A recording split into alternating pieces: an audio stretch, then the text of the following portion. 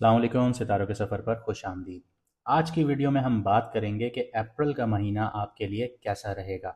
हम बात करेंगे आपके करियर को लेके कि करियर आपका कैसे अपलिफ्ट हो सकता है, कौन सी अपॉर्चुनिटीज़ हैं, कहाँ पे किन डिसीजंस को आपने रिकंसिडर करना है ताकि आप इस मंथ से मैक्सिमम फ़ायदा उठा सकें। सिमिलरली हम आपकी लव लाइफ, आपकी मैरिड लाइफ, सिंगल्स के बारे में बात करेंगे।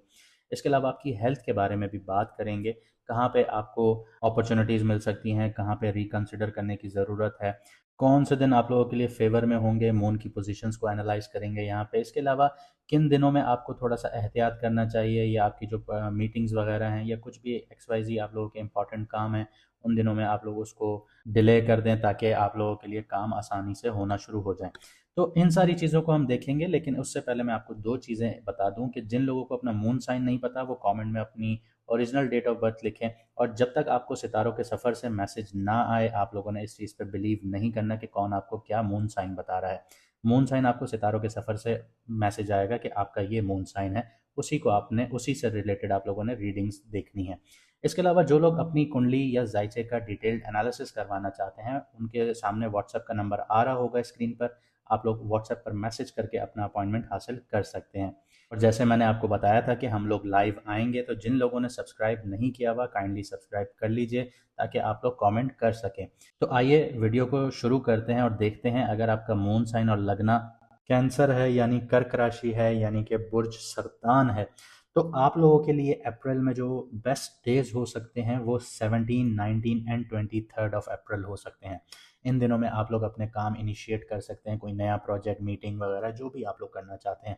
लेकिन कुछ सेंसिटिव डेज भी हैं, लेकिन आप लोगों के ऊपर सेंसिटिविटी बहुत ज़्यादा रहती है क्योंकि जो आपका फर्स्ट हाउस है उसका लॉर्ड मून है, वो हर सवा दो दिन में घर बदलता है, तो वो आपके मूड स्विंग्स को भी बहुत ज़्यादा कंट्रोल कर रहा होता है। आप ये चीज़ देखते हैं कि महीने में 15 दिन आपके बहुत अच्छे होते हैं तो 15 दिन बहुत ही ख़राब जा रहे होते हैं। तो इसी तरह सेंसिटिव डेज जो आपके लिए होंगे वो 12 to 16 ऑफ अप्रैल होगा और 25 ऑफ अप्रैल होगा।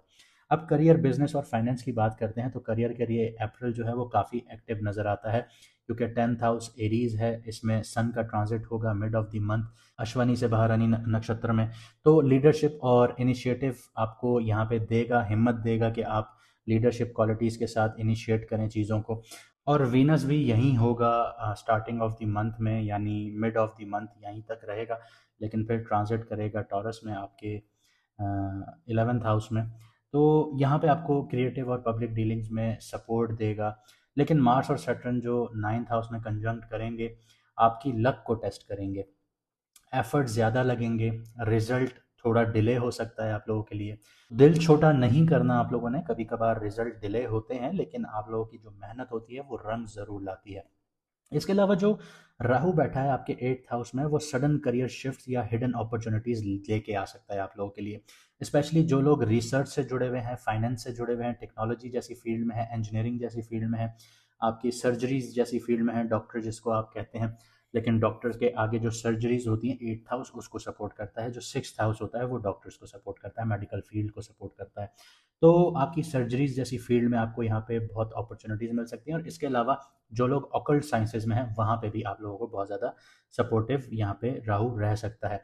जुपिटर की जो 9th एस्पेक्ट है वो राहु पर पड़ रही है, जो 5वीं एस्पेक्ट है वो लिब्रा पर है, और जो आपका 4th हाउस है और 9th हाउस जो 9th एस्पेक्ट है वो राहु पर पड़ रही है। तो आपकी जो इंट्यूशन है और आपको गाइडेंस, यहाँ पे ये दोनों चीज़ें मिलेंगी। यानी आपकी छठी हिस्स भी तेज होगी, आपको गाइडेंस भी मिलेगी, और आपको समझ में आएगा कि आपने ब्लाइंडली रिस्क नहीं लेना, आपने सोच समझ के रिसर्च के साथ आगे बढ़ना है। आगे बात करते हैं आपके फाइनेंसेस की। तो फाइनेंसेस के लिए 2nd हाउस आपका लियो है और उसमें केतु बैठा हुआ है, तो ये डिटैचमेंट दे रहा है आपको, इरेगुलर इनकम के सिग्नल्स दे रहा है। यानी पैसे रुक रुक के आ रहे होंगे, सेविंग्स नहीं कर पा रहे होंगे, सेविंग्स पर फोकस भी कम हो रहा होगा, और अनएक्सपेक्टेड आपके एक्सपेंसेस बढ़ रहे होंगे। 11th हाउस जो है वो टॉरस है, उसमें वीनस 20 अप्रैल के बाद आएगा, रोहिणी नक्षत्र में होगा, तो फिर आपको स्ट्रॉन्ग यहाँ पे मुनाफे मिल सकते हैं। लेकिन फाइनेंशियल स्टेबिलिटी यहाँ पे आपको तभी मिलेगी जब वीनस आपके 20 ऑफ अप्रैल के बाद ट्रांजिट करेगा। ये मंथ का जो एंड फेज होगा वो आपके लिए बेस्ट फेज हो सकता है। इसके अलावा जो स्टॉक और क्रिप्टो है, तो 8th हाउस में बैठा है राहु, इसकी वजह से आपको सडनली बहुत बड़े मुनाफे मिल सकते हैं। लेकिन इक्वली सडन लॉसेस भी मिल सकते हैं। मिड मंथ तक अवॉइड करें। End of the month cautious entry लीजिए, लेकिन रिसर्च और प्रोफेशनल एडवाइसेस के साथ। आगे बात करते हैं लव और रिलेशनशिप्स की। तो लव लाइफ में फिफ्थ हाउस स्कॉर्पियो है, आप लोगों का इमोशनली इंटेंसिटी बहुत ज़्यादा देखने को मिलती है और डेप्थ बहुत ज़्यादा होती है आपके अंदर। जब मून जो है यहाँ पे आएगा 5 अप्रैल को, तो आप ज़्यादा सेंसिटिव और पोजेसिव फील कर सकते हैं।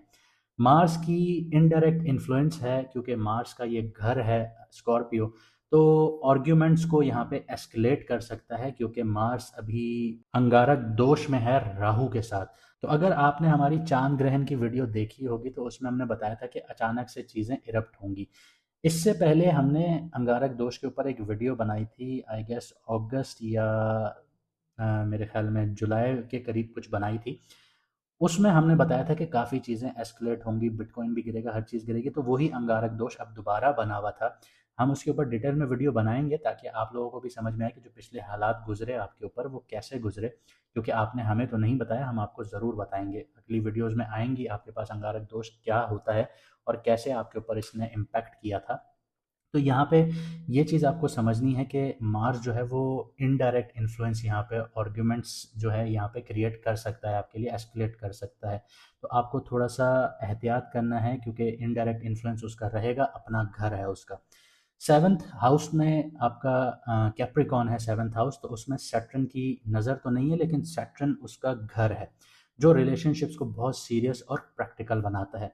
इसलिए आपकी नेचर भी बहुत सीरियस होती है अपने रिलेशनशिप्स को लेके, बहुत पोजेसिव टोन होती है, बहुत मिच्योरली आप लोग अपने रिलेशनशिप्स को लेते हैं, दूसरी चीज़ों को लें या ना लें, लेकिन आप अपने रिलेशनशिप्स को, पार्टनरशिप्स को और अपने इन लॉज के मामलात को बहुत सीरियसली लेते हैं। तो ये सैटर्न का इम्पैक्ट होता है, क्योंकि वो अपने घर को देख रहा होता है।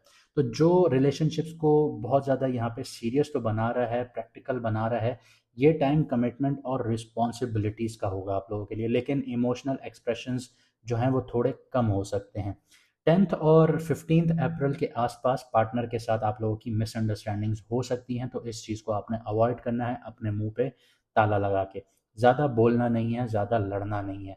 अगर आपको लग रहा है कि बहुत ज़्यादा चीज़ें उलझ रही हैं, तो आप लोग कोशिश कीजिएगा कि कोई डेट नाइट प्लान कर लीजिए, कहीं अपने पार्टनर के साथ अच्छा टाइम स्पेंड कर लीजिए और कोशिश कीजिए कि अपने पार्टनर के साथ लड़ें ना, आर्ग्यूमेंट्स को अवॉइड किया जाए, चीज़ों को एस्केलेट ना होने दिया जाए। सेकंड हाउस आपका लियो है, केतु बैठा हुआ है, तो कम्युनिकेशन गैप क्रिएट करेगा आपके बीच में। आप अपनी फीलिंग्स क्लियरली एक्सप्रेस नहीं कर पा रहे होंगे, लेकिन वीनस जो है वो 11th हाउस में आने के बाद, यानी 20th अप्रैल के बाद फ्रेंडशिप्स और सोशल सर्कल के थ्रू आपकी लव लाइफ को इम्प्रूव करना शुरू करेगा। यानी कोई दोस्त या नेटवर्क जो हैं वो आपके बीच में मीडिएशंस करवा सकते हैं। आगे बढ़ते हैं आपकी हेल्थ की तरफ। तो हेल्थ के लिए सिक्स्थ हाउस सजिटेरियस है, उसमें सैटर्न की 10वीं नज़र पड़ती है, बहुत कार्मिक नज़र है, लेकिन जुपिटर की भी यहाँ पे इसके ऊपर नज़र पड़ती है। तो दोनों ही नज़र यहाँ पे पड़ रही हैं, एक चीज़ आपको डिस्टर्ब कर रही है, एक चीज़ थोड़ी सी बचा रही है, तो प्रोटेक्शन यहाँ पे मिल रही है, लेकिन सैटर्न जो है वो स्लो रिकवरी देता है, फटीग देता है। यहाँ पे आपको एक चीज़ का ख्याल रखना है कि आपने अपने कॉन्स्टिपेशंस वगैरह के इश्यूज़ जो हो गए, मैदे से रिलेटेड इश्यूज़ हो गए, उन पे बहुत ध्यान देना है। अगर आपको लगे, आपको फ़ील हो कि आपकी सेहत ख़राब हो रही है, कॉन्स्टिपेशंस देखने को मिल रहे हैं या पेट ख़राब हो रहा है, बार बार मैदे से रिलेटेड इश्यूज़ आ रहे हैं, लिवर से रिलेटेड इश्यूज़ आ रहे हैं, तो उनको प्रॉपर्ली ट्रीट करना है, आपने उसको ऐसे छोड़ना नहीं है। ये क्रॉनिक डिजीज़ में कन्वर्ट होंगे, क्योंकि सैटर्न की जो 10th एस्पेक्ट होती है बहुत कार्मिक होती है। इसके अलावा जुपिटर भी देख रहा है, तो वो इसको बैलेंस करने की कोशिश करेगा। आपको रूटीन और डिसिप्लिन मेंटेन करना है। 9th हाउस आपका पाइसिस है, इसमें हैवी कंजंक्शन है सैटर्न और मार्स की होगी, और सन भी यहाँ बैठा हुआ ट्रांजिट कर जाएगा सन, लेकिन सैटर्न और मार्स यहाँ पे फिर पूरा पूरा महीना यहाँ पे आप ये समझ लीजिए कि एक हैवी कंजंक्शन रहेगा।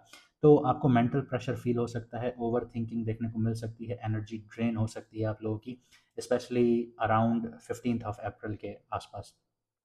इसके अलावा आप लोगों को रेस्ट बहुत ज़रूरी है, आप लोगों के लिए आपकी नींद डिस्टर्ब कर सकता है, और जुपिटर 12th हाउस में है, तो वो नींद को यहाँ पे थोड़ा सा डिस्टर्ब ज़रूर करेगा। 8th हाउस जो है वो, उसमें राहु बैठा है, सडन एनजाइटी अटैक्स देखने को मिल सकते हैं, इमोशनली अप्स एंड डाउन्स का शिकार हो सकते हैं। आपको अपनी मेंटल हेल्थ पर बहुत फोकस करना है, स्पेशली जब मून एक्वेरियस में या पाइसेस में ट्रांजिट करेगा, यानी 12 to 16 ऑफ अप्रैल, तो यहाँ पे एहतियात कीजिएगा। चैलेंजेस और अपॉर्चुनिटीज़ की बात करते हैं तो सबसे पहले चैलेंजेस को देख लेते हैं। तो आपका जो लक है वो डिले होगा, लेकिन डिनाइड नहीं है, आपको मिलेगा वो चीज़ जिस चीज़ के लिए आप लोग मेहनत कर रहे हैं। बस मिड मंथ तक आपने खामोशी से मेहनत करनी है, मिड मंथ के बाद आपको सपोर्ट मिलना शुरू होगी।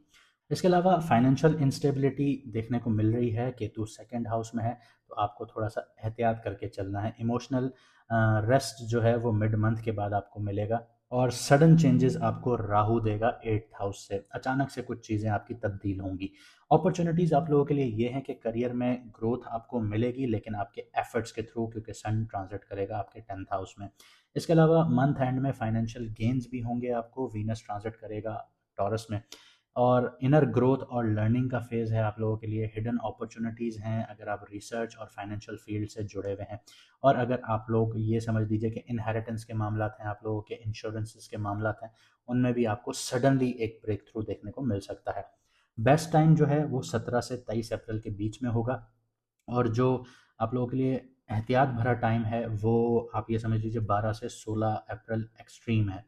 यहाँ पे कुछ रेमेडीज़ की बात करते हैं तो डेली जर्नलिंग कीजिए ताकि आपके थॉट्स क्लियर हों, माइंडफुलनेस और ब्रीदिंग एक्सरसाइजेस कीजिए, अपनी प्रॉपर स्लीप लीजिए, हाइड्रेशन में अपनी मेंटेन कीजिए, अपने फाइनेंसेस को, फाइनेंशियल प्लानिंग बहुत अच्छे से रखिए, उन पर फोकस कीजिए, और हफ्ते में एक दिन किसी ज़रूरतमंद को खाना, सदका या डोनेट या दान ज़रूर कीजिए, और वो खाना कीजिए जो आप लोग खुद खाना पसंद करते हैं, वो नहीं जिसमें कंकरियाँ हों, पत्थर हों। ऐसा खाना नहीं देना, या फॉर द सेक कि आपने सिर्फ डोनेशन करनी है, पैसे नहीं देने, सिर्फ खाना लेके दें, और साफ़ सुथरा अपना जो खाना आप खुद पसंद करते हैं वो लेके दें। ये आपके लिए बेस्ट रेमेडी है। उम्मीद करता हूँ आपको वीडियो पसंद आई होगी और हमने सही गाइड किया होगा आपको। अगर आप लोग ये समझते हैं तो चैनल को सब्सक्राइब ज़रूर कीजिएगा, वीडियो को लाइक ज़रूर कीजिएगा, और अपने दोस्तों के साथ शेयर ज़रूर कीजिएगा। मुझे दीजिए यहाँ से इजाज़त, मिलते हैं अगली वीडियो में सितारों के सफ़र पर।